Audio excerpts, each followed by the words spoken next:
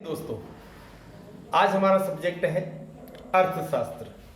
अब अर्थशास्त्र है क्या? हम जानते हैं कि प्रकृति में जितने भी संसाधन हैं वो सीमित है, दुर्लभ है। अब उससे व्यष्टि से लेकर समष्टि तक की बहुत सारी आवश्यकता है। अब व्यष्टि क्या होता है? एक व्यक्ति या छोटा स्तर। समष्टि क्या होता है? राष्ट्रीय स्तर तक की बात होती है। तो उनकी बहुत सारी आवश्यकता होती है। उन आवश्यकताओं को पूरा करना, अब उसके लिए क्या चाहिए? विवेकशील प्रबंधन। यह सारा अध्ययन कहलाता है अर्थशास्त्र में। अब अर्थशास्त्र को इसका जनक कहा जाता है एडम स्मिथ। एडम स्मिथ ने एक पुस्तक लिखी थी, द वेल्थ ऑफ नेशंस। 1776 में लिखी गई थी।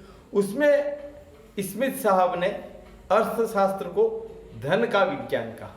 देखिए सारी चीजें, पॉइंट्स यहाँ पर लिखे हुए हैं। अब अगर अर्थशास्त्र का वर्गीकरण किया जाए तो इसके दो आधार हैं, व्यष्टि अर्थशास्त्र और समष्टि अर्थशास्त्र। अभी मैंने बताया था व्यष्टि मतलब छोटी इकाई, व्यक्तिगत स्तर पर, यानी एक व्यक्ति के स्तर पर।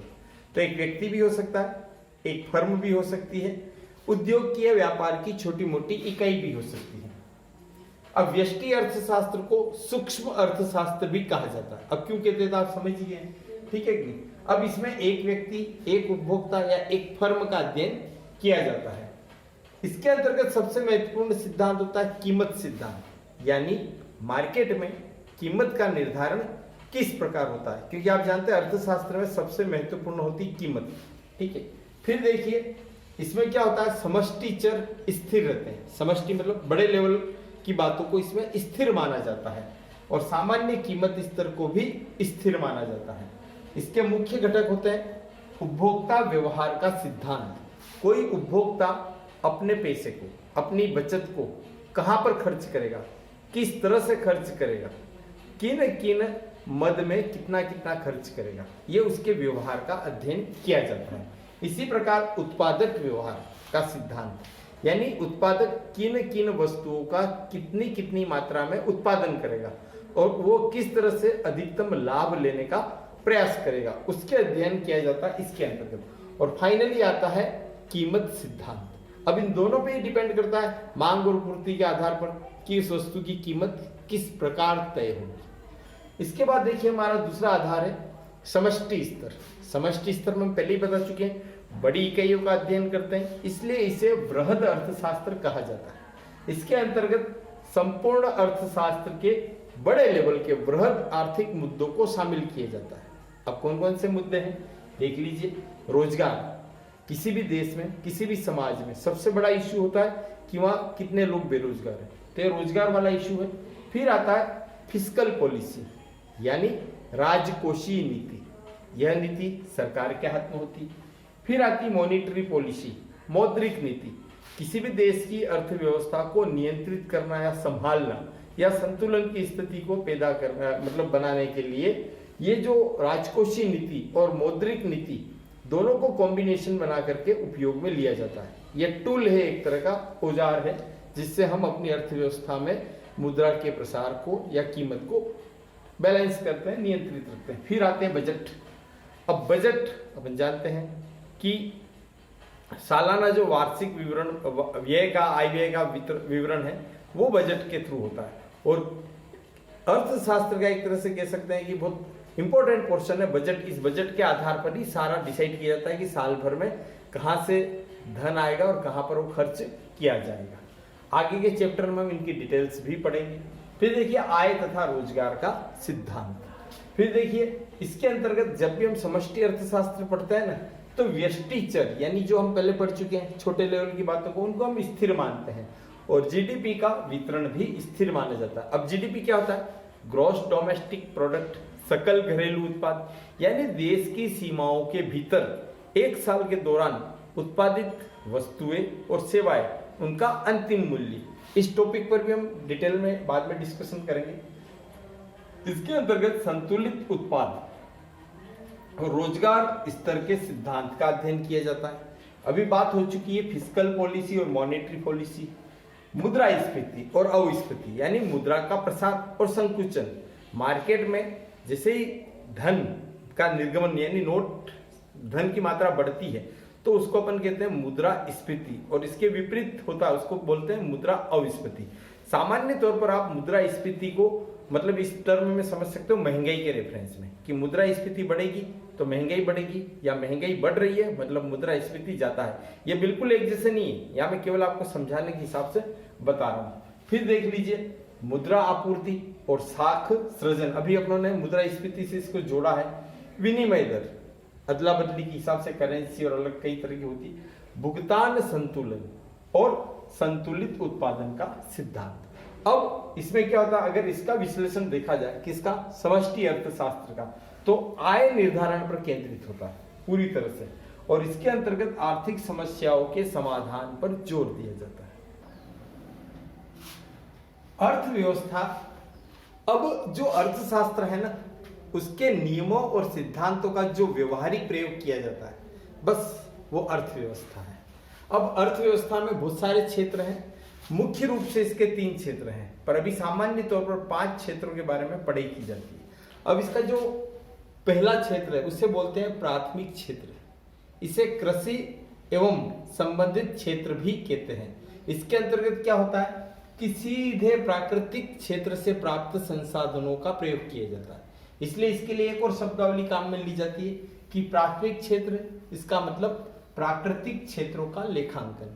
अब इसके अंतर्गत क्या क्या शामिल है, एक तो कृषि एवं संबंध क्षेत्र, दूसरा होता है वानिकी, वानिकी मतलब वन जंगलों से संबंधित जो भी उत्पाद, फिर आता है मत्स्य पालन यानी मछली को पालना, और फिर आता है खनन एवं उत्खनन, ये सब प्राइमरी सेक्टर में शामिल है। फिर आता है द्वितीय क्षेत्र। अब द्वितीय क्षेत्र में क्या होता है, प्राथमिक क्षेत्र से जो उत्पाद है ना उनको कच्चे माल की तरह प्रयुक्त किया जाता है, इसी कारण द्वितीय क्षेत्र को औद्योगिक क्षेत्र भी कहा जाता है।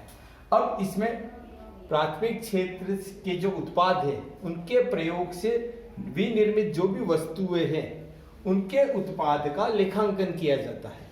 यहाँ पर एक बात और ध्यान रखिए कि इसके अंतर्गत क्या क्या शामिल है, विनिर्माण, निर्माण, देखिए दोनों अलग अलग है, मैन्युफैक्चरिंग और कंस्ट्रक्शन दोनों अलग है। जैसे खिलौना बनाया तो मैन्युफैक्चरिंग में आएगा, एक मकान बनाया तो कंस्ट्रक्शन में माना जाएगा। इसके अलावा गैस, जल और विद्युत की आपूर्ति, ये द्वितीय क्षेत्र में शामिल है। फिर आता है तृतीय क्षेत्र। अब तृतीय क्षेत्र को सेवा क्षेत्र कहा जाता है। इसमें क्या है कि प्राथमिक क्षेत्र और द्वितीय क्षेत्र दोनों को ये अपनी सेवाएं प्रदान करता है।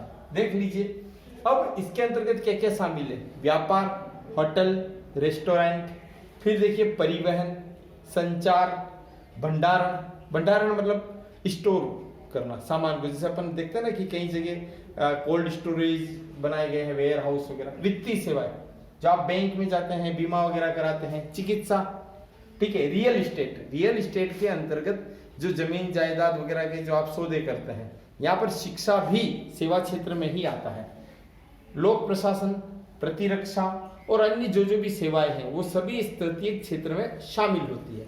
फिर आता है चतुर्थ क्षेत्र। चतुर्थ क्षेत्र में वास्तव में है तो सेवा क्षेत्र, पर उन्नत किस्म की विशेषीकृत सेवा इसमें शामिल होती है, हाई क्लास सर्विसेज, ठीक है ना, इसे तृतीय क्षेत्र का ही उन्नत रूप माना जाता है। आजकल इंफॉर्मेशन टेक्नोलॉजी का जमाना है तो सूचना आधारित सारी सेवा इसमें शामिल है। अब उन सूचनाओं का क्या किया जाता है, संग्रहण, अभी वर्तमान में क्या सूचनाएं बहुत बेतरतीब आ रही है तो उनको संग्रहण करना, वर्गीकरण करना, अध्ययन करना, विश्लेषण करना और उसके आधार पर उसका प्रस्तुतिकरण, जैसे अभी कोरोना चल रहा है तो जितनी सूचनाएं आ रही थी उसके आधार पर एक पैटर्न बनाना भी, इस तरह से ये सब स्थितियां चलती रही तो हमारी अर्थव्यवस्था पर, हमारे अलग अलग क्षेत्रों पर क्या प्रभाव पड़ेगा। इसमें विशेषीकृत ज्ञान शामिल होता है। ध्यान रखिए तकनीकी और प्रबंधकीय कौशल, विश्लेषणात्मक समझ, इनका प्रयोग किया जाता है।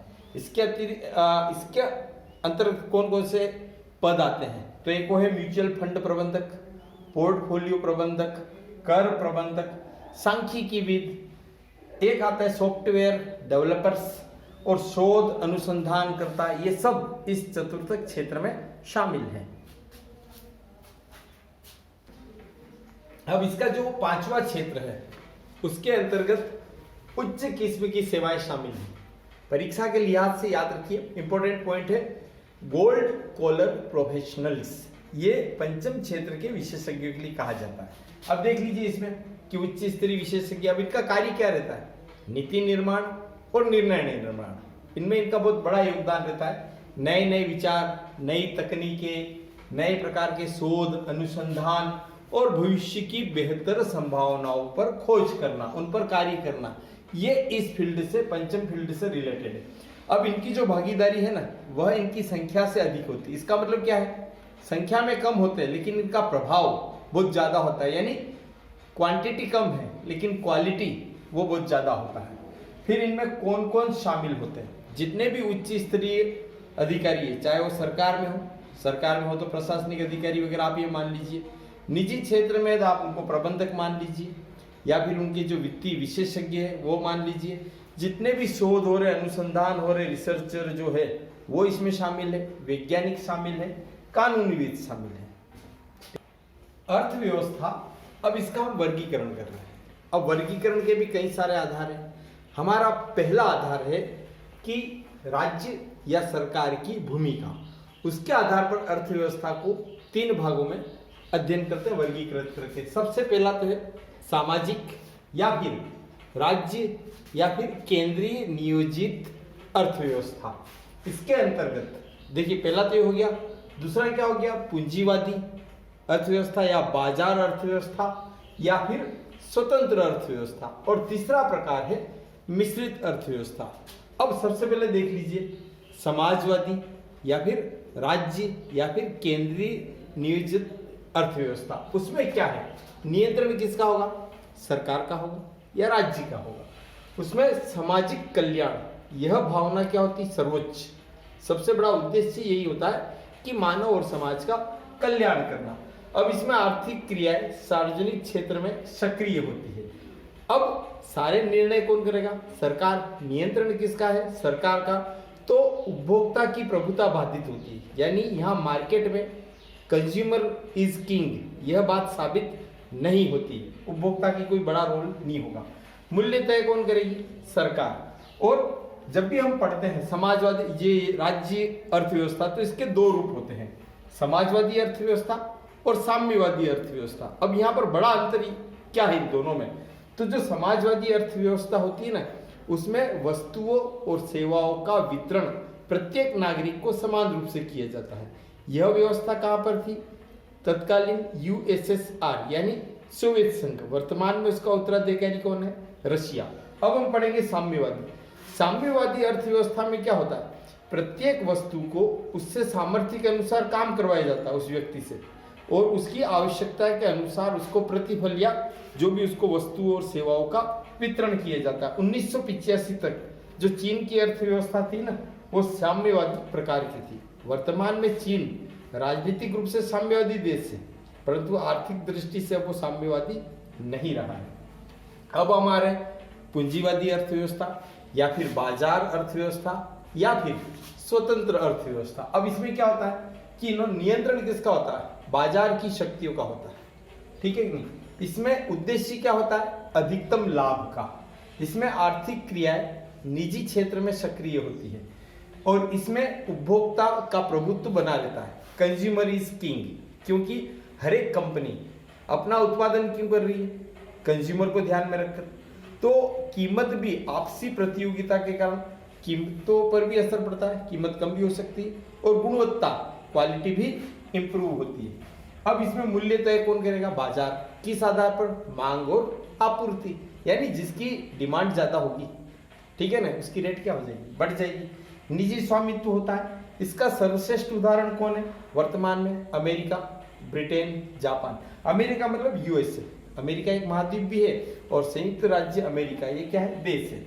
इसमें सरकारी अहस्तक्षेप रहता है। अहस्तक्षेप यानी लेसेस फेयर, खुला छोड़ दो, यानी आर्थिक क्रियाओं पर सरकार बहुत ज्यादा कंट्रोल नहीं करती है। आर्थिक स्वतंत्रता रहती है, प्रतियोगिता की स्थिति रहती है, मांग और पूर्ति का जो सिद्धांत है उस पर कार्य करते हैं और वस्तुओं और सेवाओं में विविधता और गुणवत्ता आती है। इसके पहले हम जो देख रहे थे कि ये जो समाजवादी अर्थव्यवस्था, उसके कुछ बिंदु आप देख लीजिए कि हमने उदाहरण तो पढ़ लिए थे।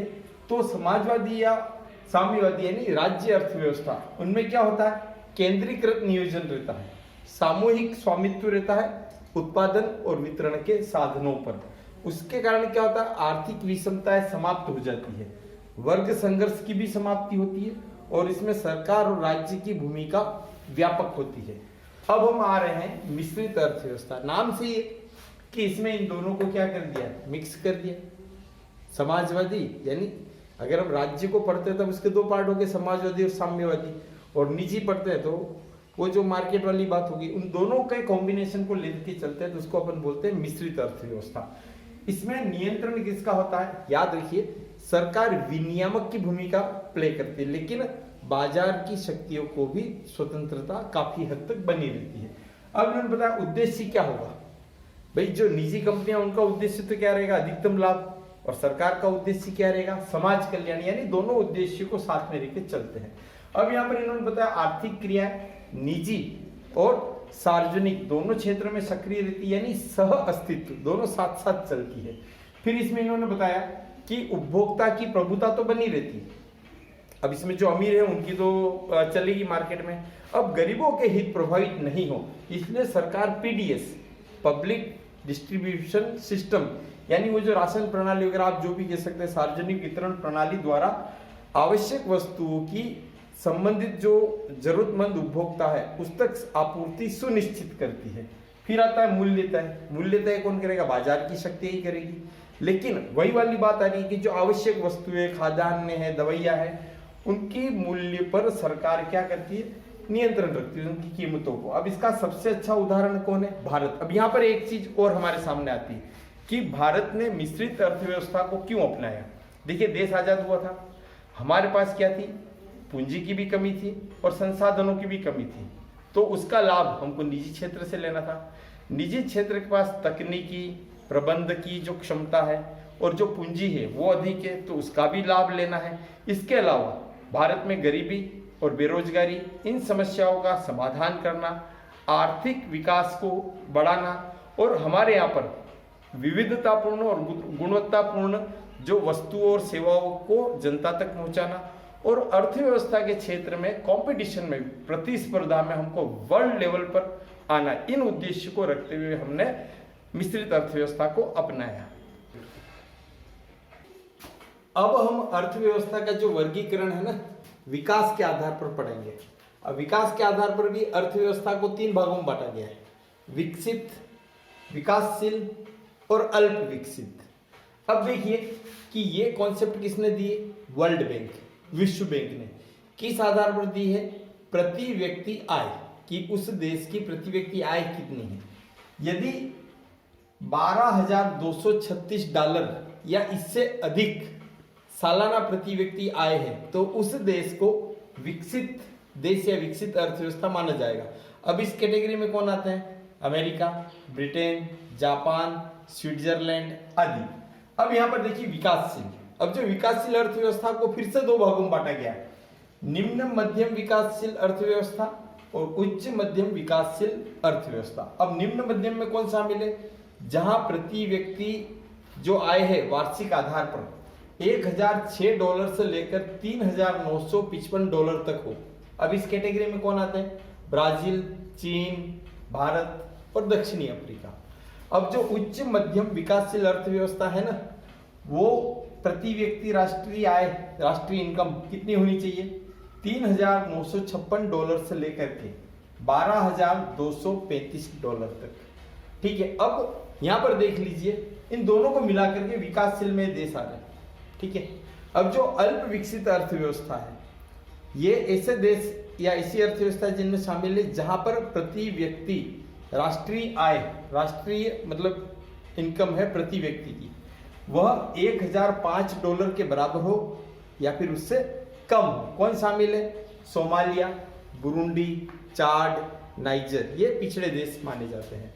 अब अलग अलग क्षेत्र की भूमिका के आधार पर अगर अर्थव्यवस्था का वर्गीकरण किया जाए तो देख लीजिए कि जिस देश की या जिस अर्थव्यवस्था में 50 उसकी जो ग्रॉस डोमेस्टिक प्रोडक्ट है ना, जीडीपी, सकल घरेलू उत्पाद, उसमें 50% से अधिक भागीदारी प्राथमिक क्षेत्र की हो या कृषि क्षेत्र की हो तो उसको क्या कहा जाता है, कृषक अर्थव्यवस्था।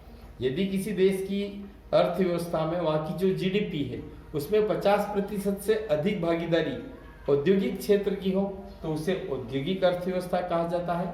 इसे द्वितीय क्षेत्र, आप जानते हैं औद्योगिक क्षेत्र अपन पढ़ा चुके हैं, द्वितीय क्षेत्र में आता है, तो द्वितीय क्षेत्र की भागीदारी 50% से अधिक होती है, यह मान लीजिए। वो जो हम कृषक अर्थव्यवस्था के बारे में पढ़ रहे थे, आजादी से पहले का जो भारत था उसे हम क्या मान सकते हैं, कृषक अर्थव्यवस्था। वर्तमान में जो चीन है ना, उसकी अर्थव्यवस्था को मान सकते हैं औद्योगिक या द्वितीय अर्थव्यवस्था। अब किसी देश के जीडीपी में 50% से अधिक योगदान सेवा क्षेत्र का यानी तृतीय क्षेत्र का हो तो उसको सेवा अर्थव्यवस्था कहा जाता है। यूएसए, ब्रिटेन, जापान ये इसका उदाहरण है। फिर अब देख लीजिए कि संबंधों के आधार पर अन्य देशों के अन्य जो अर्थव्यवस्था है उनके संबंधों के आधार पर उन देशों को या उन अर्थव्यवस्थाओं को दो भागों में बांटा गया, खुली अर्थव्यवस्था और बंद अर्थव्यवस्था। जब किसी देश के वस्तुओं और सेवाओं उनके व्यापार और निवेश अन्य देशों से भी करने के लिए स्वतंत्रता रहती है उसे तो हम कहेंगे खुली अर्थव्यवस्था, और जब इस तरह की स्वतंत्रता नहीं होगी तो उसे कहेंगे बंद अर्थव्यवस्था। वर्तमान में लगभग सभी देश खुली अर्थव्यवस्था के उदाहरण है, लेकिन सर्वाधिक खुली अर्थव्यवस्था आज की डेट में भारत को माना जाता है, और उत्तर कोरिया एक ऐसा देश है जिसको हम बंद अर्थव्यवस्था कह सकते हैं। उसका जो विदेशी व्यापार है, आयात निर्यात वगैरह 90% अकेले एक ही देश से होता है, चीन से। फिर देख लीजिए नियोजन के आधार पर, अब नियोजन मतलब प्लानिंग, योजना, तो कई देश अगर उनको क्या करना है, आर्थिक विकास करना है, समृद्धि करनी है, तो उसके लिए एक व्यापक रणनीति बनी जाती है, एक आयोजना बनाई जाती है और उन विकास और समृद्धि के लक्ष्यों को प्राप्त किया जाता है, तो उनको हम क्या कहेंगे, योजनाबद्ध अर्थव्यवस्था। अब आप देख लीजिए जैसे भारत योजनाबद्ध अर्थव्यवस्था में आता है। जब देश आजाद हुआ तो हमने तत्कालीन सोवियत संघ यूएसएसआर से प्रेरित होकर के भारत में हमने क्या करी, पंचवर्षीय योजनाएं शुरू करी, और उनके लिए हमने एक जो बनाया योजना आयोग, वो सारी चीजों को, वो सारी योजनाओं को उनका मॉनिटरिंग वगैरह करता था। वर्तमान में हमने क्या करा कि उसको हटा करके नीति आयोग शुरू कर दिया। याद रखिए हमारी पहली योजना 1951 से शुरू हुई थी, कुल 12 योजनाएं बनी, और 2017 में हमारे यहाँ पर पंचवर्षीय योजना एक तरह से समाप्त हुई, 5-5 साल की ड्यूरेशन में बनाते थे, वो आगे के टॉपिक में हम डिटेल पढ़ाएंगे। अब वर्तमान में जो नीति आयोग है ना, NITI, national institute for transforming India, इसके पदेन अध्यक्ष हमारे प्रधानमंत्री जी होते हैं। अब इसके अंतर्गत क्या है, 15 वर्षीय विजन, 7 वर्षीय रणनीति और 3 वर्षीय एक्शन एजेंडा, इस प्रकार से किया जाता है। अब इसमें आता है गैर योजनाबद्ध जो अर्थव्यवस्था, इसमें विकास और समृद्धि के लिए कोई योजना का सहारा नहीं लिया जाता, ऐसे ही गैर योजनाबद्ध ऐसे ही चलती रहती है। देखिए निर्भरता के आधार पर यदि हम अर्थव्यवस्था का वर्गीकरण करते हैं तो इसके भी 3 रूप हमारे सामने आते हैं। सबसे पहले देखिए आत्मनिर्भर अर्थव्यवस्था। अब आत्मनिर्भर अर्थव्यवस्था मतलब ऐसे देश जिनके पास पूंजी संसाधन पर्याप्त मात्रा में होते हैं, ये अपनी जनता की सारी आवश्यकताओं को पूरा करने में समर्थ रहते हैं, इनको किसी दूसरे देश से किसी तरह की कोई अपनी जरूरत पूरी करने के लिए निर्भरता या अन्योन्याश्रितता की जरूरत नहीं पड़ती है। ऐसा माना जाता है कि वर्तमान में कोई भी देश पूर्णतया आत्मनिर्भर नहीं है, किसी न किसी चीज के लिए वे एक दूसरे पर तो निर्भर रहते ही हैं। लेकिन प्राचीन भारतीय गांव है, उनको हम आत्मनिर्भर अर्थव्यवस्था की श्रेणी में रख सकते हैं। अब आता है दूसरा प्रकार आश्रित अर्थव्यवस्था। ये देश पूंजी और संसाधनों के मामले में बहुत पिछड़े होते हैं, इनके पास कोई तकनीकी विशेषज्ञता नहीं होती है, ये अपने देश के नागरिकों की जो सामान्य सी आवश्यकताएं भी खुद अपने दम पर पूरा नहीं कर पाते हैं, तो ये जो विकसित या जो बड़े देश हैं उन पर निर्भर रहते हैं, उनकी सहायता पर। और ये देखिए भी तीसरा प्रकार आता है परस्पर निर्भर अर्थव्यवस्था। ऐसा माना जाता है कि वर्तमान में दुनिया के अधिकतर देश या लगभग सभी देश कुछ अपवादों को छोड़कर परस्पर निर्भर अर्थव्यवस्था के उदाहरण है। कारण क्या है कि कोई एक देश में किसी क्षेत्र विशेष में विशेषज्ञता है, कोई देश है मान लीजिए वहाँ प्राकृतिक संसाधन प्रचुर मात्रा में है, तो दूसरे देश क्या करेंगे, वहां से खाद्यान्न वगैरह उन चीजों की व्यवस्था करेंगे। अब जैसे अपन देखते हैं सऊदी जो गल्फ कंट्रीज है वहां पर पेट्रोलियम उत्पाद बहुत ज्यादा होते हैं, तो वहां पर अनाज नहीं होता, तो दूसरे देशों से अनाज मंगाकर अपनी आवश्यकता पूरी करता है। वहीं वहां के क्रूड ऑयल वगैरह वो दूसरे देश मंगा करके अपनी ऊर्जा आवश्यकताएं पूरा करते हैं। तो तकनीक के मामले में या फिर पूंजी के मामले में या विभिन्न प्रकार के संसाधनों के मामले में यह देश परस्पर एक दूसरे के सहयोग से एक दूसरे से मिलजुल करके चलते हैं, और वर्तमान पूरा विश्व ये परस्पर निर्भर अर्थव्यवस्था का उदाहरण है। धन्यवाद। जय हिंद। मेरे इस वीडियो को बनाने में हमारे गणित के वरिष्ठ अध्यापक श्री रमेश चंद्र चौधरी, जो जालोर जिले के भिनमाल के निवासी है और वर्तमान में राऊ मावी काकरवा में गणित के वरिष्ठ अध्यापक पद पर सेवाएं दे रहे हैं, आपका हार्दिक आभार। धन्यवाद।